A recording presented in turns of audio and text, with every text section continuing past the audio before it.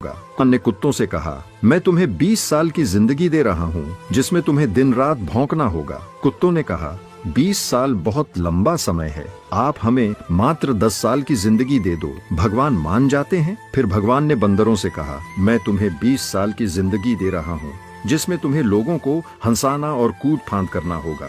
तो बंदरों ने भी कहा, 20 साल बहुत ज्यादा है, आप हमारी उम्र भी कुत्तों की तरह 10 साल ही कर दीजिए। भगवान फिर से मान जाते हैं। फिर भगवान ने गाय से कहा, मैं तुम्हें 60 वर्षों का जीवन देता हूँ जिसमें तुम्हें किसानों की मदद करनी है और खेती बाड़ी करनी है। इस पर गाय ने कहा, हे भगवान, 60 साल बहुत अधिक हैं, कृपया मुझे केवल 20 वर्षों का जीवन प्रदान करें।